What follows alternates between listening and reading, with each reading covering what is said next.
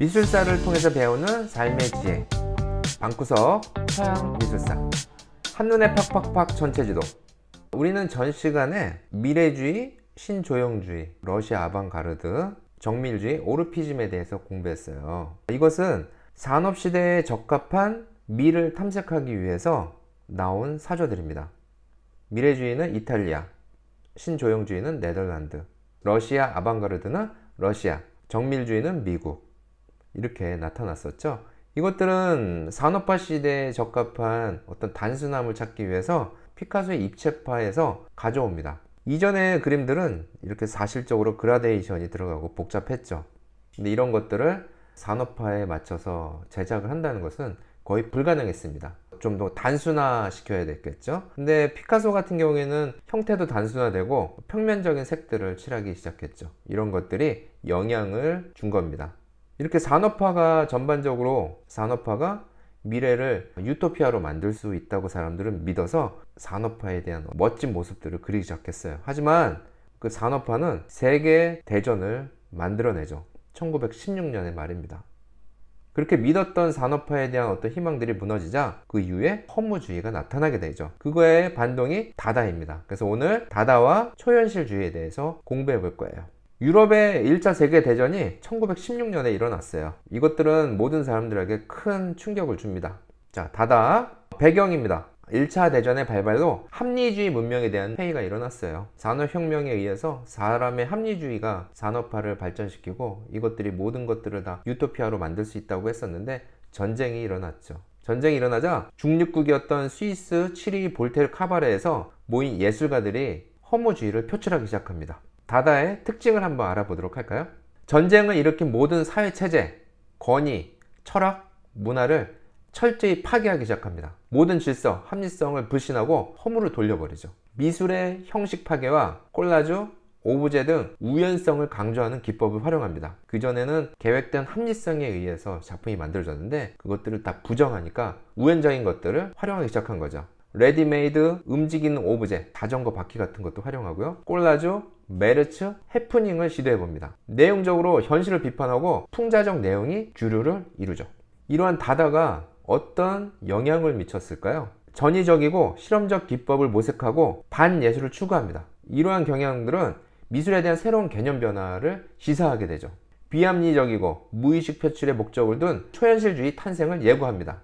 일상생활 속에서 발견된 새로운 미의 사상을 현대 예술의 발상 전환에 획기적 전환을 마련하죠. 이러한 모든 것들은 미술 영역의 확장을 만들어냅니다. 개념적인 요소, 비표현성을 미술적 요소로 채택을 시키죠. 미술을 보다 덜 지적이고 덜 이성적으로 만들게 되죠. 예술의 유의성을 강조하게 됩니다. 예측 불가능한 우연성 요소를 이후 중요한 미술적 이슈로 제시합니다. 작가는 누가 있었을까요? 아르프, 슈비터주, 디샹이 있습니다. 디샹의 얼굴입니다. 배경, 특징, 시사점, 그리고 작가들에서 알아봤는데 이제 실질적으로 작품을 한번 보면서 이 특징이나 이 작품에 대해서 한번 감상해 보도록 합시다. 이게 디샹의 작품인데 이게 무엇으로 보이나요? 소변기로 보이죠? 이것을 세미라고 작품을 내놓았어요. 그 유명한 다다의 디샹이 말입니다. 미술 전시에 출품료를 내고 작품을 보낸 거예요. 미술관에서 이 작품을 뜯어보고 나서 놀랬겠죠. 근데 이게 출품료를 받았기 때문에 전시를 안 해줄 수 없어서 미술관은 이 작품을 구석에다가 전시하고 가려놨었어요. 근데 기자들이 그것을 보고선 더 관심을 갖게 돼서 유명해졌답니다. 남자 소변기는 뒷샹이 직접 만든 것도 아니고 철물점에서 사왔죠. 자기가 직접 만든 게 아니에요. 그러니까 레디메이드, 이미 만들어진 것들을 출품한 겁니다. 그리고 작가도 뒷샹에 자신의 이름을 쓴 게 아니라 이 소변기를 만든 공장장의 이름을 사인만 한 거예요. 기존의 예술에 도발을 한 거죠. 이러한 도발로 인해서 그때부터 예술이 많이 변하기 시작합니다. 선생님이 이 변기를 실제로 프랑스 전시장에서 보고 나서 진짜 연예인 보는 듯한 느낌이 들었었어요. 너무나 유명한 작품입니다. 자, 그 다음에 오른쪽에 아르프의 작품이 있습니다. 제목은 산, 탁자, 배꼽. 아르프는 우연성을 가져왔어요. 우연적으로 만들어진 자유로운 형태를 이용했죠. 그 전에 이성, 합리성 중심의 세계에서 1차 세계대전이 발발한 이후에 그런 합리성을 반대하기 시작한 겁니다. 그래서 합리적이지 않은 우연성을 강조한 거예요. 자, 그리고 그 밑에 메르츠 회화가 있습니다. 슈비터즈의 작품인데 메르츠, 쓰레기나 이런 것들을 활용해서 만들기 시작해요. 꼴라주 작품이고요. 자, 우리 다다에 대해서 배웠는데 이제 그 다음에 초현실주의에 대해서 배워보도록 해요. 1차 세계대전 이후에 합리적인 전체적인 사회 문화에서 허무주의로 갔고, 여기에서 이런 아르프의 우연성이나 이런 것들이 초현실주의에 영향을 줍니다. 우연성이나 무의식을 강조하는 초현실주의가 나타나죠. 이제 초현실주의에 대해서 한번 알아보도록 할게요. 자, 초현실주의 배경, 다다이즘의 계승. 우리가 방금 배웠죠? 다다. 이거를 계승합니다. 키리코의 형이상학적 회화에 영향을 받았어요. 1차 세계대전에 대한 과학적, 이성적, 합리적 사고의 거부를 나타내는 겁니다. 브루통은 1차, 2차 초현실주의 선언을 했어요. 미란, 혁신적이거나 혹은 아름답기를 포기해야 하는 것이다 라고 했죠. 이전의 그림들은 아름다운 것들을 그렸죠. 미화시키거나 이상화시킨 것들을 많이 그렸죠. 프로이드의 정신분석학의 영향을 받습니다. 특징, 이성보다는 꿈, 무의식, 공상 등 비현실적 세계, 불가사의한 것, 우연적인 것을 추구합니다. 자동기술법, 데페이즈망, 프로타주, 데칼코마니를 사용했습니다. 다양하고 자유로운 물질을 사용했고요. 그래서 꼴라주적 조각을 도입합니다. 즉흥적 실험 방법과 사실주의적 방법으로 진행이 되는데, 즉흥적 실험 방법은 에른스트 미로 마숑이라는 작가가 활용했고요. 사실주의적 방법은 달리 마그리트가 활용했습니다. 여기서 잠깐 미술 용어 정리. 자, 자동기술법은 무엇일까요? 자동으로 쓴다. 자, 무의식의 창조적 힘을 예술로 표현하기 위해 1924년 이래로 초현실주의 화가들과 시인, 소설가들이 사용한 기법이에요. 무의식을 그대로 표현하기 위해 머릿속에 떠오르는 생각을 그대로 기술하거나 떠오른 이미지를 그대로 그려내는 방법이에요. 합리적으로 계획을 짜는 게 아니라 문득 생각나는 것들을 낙서하듯이 그려놓고 그것을 그리기 시작합니다. 여기에 있는 작품들이 그런 자동기술법에 의해서 무의식 속에서 떠오르는 형상을 그린 거라고 생각하면 돼요. 데페이즈망.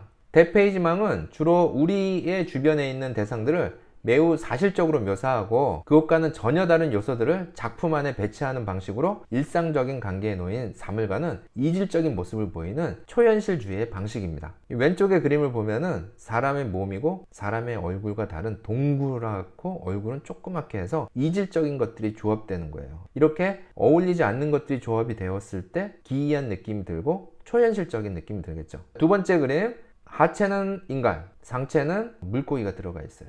어울리지가 않는 건데 조합이 됐을 때 재밌는 상상을 할 수가 있는 것 같아요. 그럼 기괴하기도 하고요. 이런 사고방식이 어디에 많이 나왔냐면은 동화에도 많이 나오죠. 인어공주, 그리스 신화의 그 상체는 사람, 하체는 네 발 달린 동물, 이런 신화적인 동물들도 초현실적인 데페이즈망 기법의 하나라고 보면 돼요. 세 번째 그림은 크기를 바꿨죠. 유리잔인데 굉장히 크게 그렸고 구름이 거기 담겨 있어요. 네 번째는 캔버스가 있는데 캔버스가 투명한 것 같아요. 전실적이지 않은 모습으로 표현을 했습니다. 이러한 것들을 데페이즈망의 어떤 기법이라고 생각하시면 되겠습니다. 프로타주. 프로타주는 막스 에른스트가 발전시킨 창작물의 초현실적이고 자동적인 기법을 말합니다. 프로타주를 할 때 예술가는 파스텔이나 연필 아니면 드로잉 도구를 가지고 질감이 있는 표면에 탁본을 띱니다. 이렇게 만들어진 드로잉은 그대로 두거나 더욱 개선하는 데 기반으로 쓰이기도 합니다. 겉보기엔 존재하는 하나의 객체를 재현하려는 데 목적을 두고 있는 탁본이나 그 외의 문지른 것들과 유사하고 실제로 이들의 대체 용어로 쓰이기도 하나, 프로타주는 우연적이고 사실상 무작위로 나온다는 점에서 다릅니다.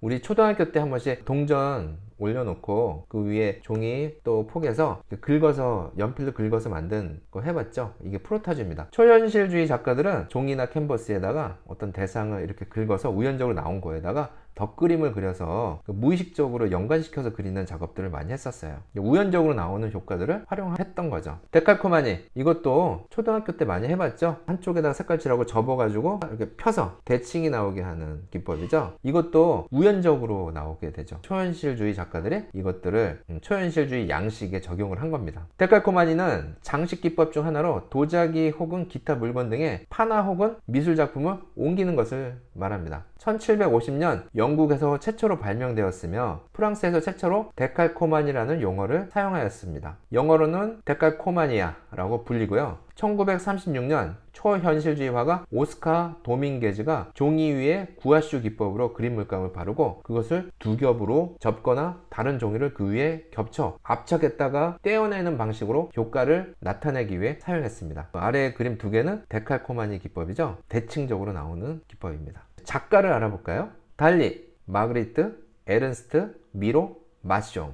달리는 수염이 참 독특하죠. 자, 달리 작품을 보면서 미술의 배경과 특징과 영향, 시사점을 한번 확인해 보도록 합시다. 자, 이 그림이 달리의 그림이에요. 달리는 일상의 사물들을 왜곡하거나 시간이 늘어져 있는 것처럼 보이죠. 그것들을 환각적인 배경에 배치한 뒤 사실주의 기법으로 표현했어요. 그래서 굉장히 초현실적인 느낌이 납니다. 자, 미로는 기하학적이거나 생물학적인 형태들을 사용해 즉흥적이고 꿈속에서 생각났던 이미지들을 창조했습니다. 키리코, 거리의 신비와 우수, 무언가 저쪽에 무서운 것이 그림자로 나타나고 현실적이지 않은 약간 무서운 분위기의 그림을 그렸어요. 이것도 현실적이지 않은 기괴한 느낌이 들죠.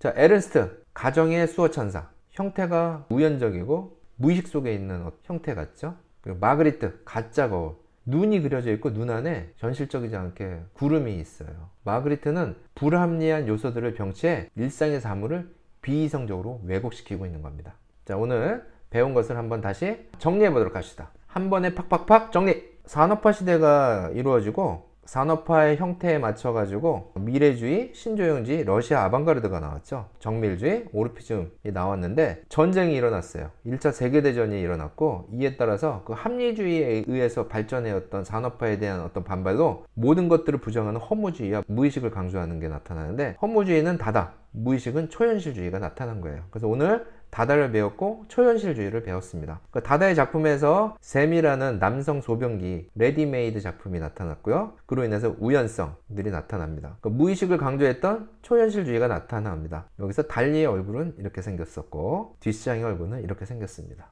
자, 다음 시간에는 2차 세계대전이 또 일어나요. 유럽 중심이었던 미술의 세계가 미국으로 넘어가는 거죠. 뉴욕 중심으로 가는데 전쟁에 대한 반동으로 추상표현주의와 구상표현주의가 나타나고 생면추상회화가 나타납니다. 그리고 포스트 모더니즘이 1960년대에 나타나고 쭉 해서 우리가 여기까지 공부할 거예요. 오늘의 과제, 대페이지만 기법을 우리가 초현실주의에서 배웠죠. 대페이지만 기법은 우리 주변에 있는 대상들을 매우 사실적으로 묘사하고 그것과는 전혀 다른 요소들을 작품 안에 배치하는 방식이었죠. 그래서 여기 보면 사람 몸인데 위에 달덩이 같은 것과 결합을 시켜서 표현했고 사람 다리와 전혀 어울리지 않는 것 같은 물고기를 연결시켰죠. 그 유리잔의 크기를 바꾼 것도 있었고 캔버스의 재질을 바꿔서 캔버스의 착시를 이용한 것도 있었죠. 그래서 두 개를 결합하는 활동을 해볼 거예요. 엉뚱하게 변경하고 결합시키는 겁니다. 그래서 초현실적인 느낌을 만들어냈으면 좋겠어요. 이것이 오늘 활동지인데 이 빈 공간에다가 페이지만 기법으로 그려봤으면 좋겠습니다. 일단 대상을 하나 선정을 하고 엉뚱한 대상 좋겠어요. 그리고 색칠해서 제출하시면 됩니다. 오늘 초현실주의의 대페이지만 기법을 한번 겪어보면 여러분들의 아이디어 발상이 매우 발전할 수 있는 연습이 될 것 같아요. 자, 그러면 오늘 초현실주의 대페이지만 기법으로 그려보는 시간을 가져보겠습니다. 렛츠고!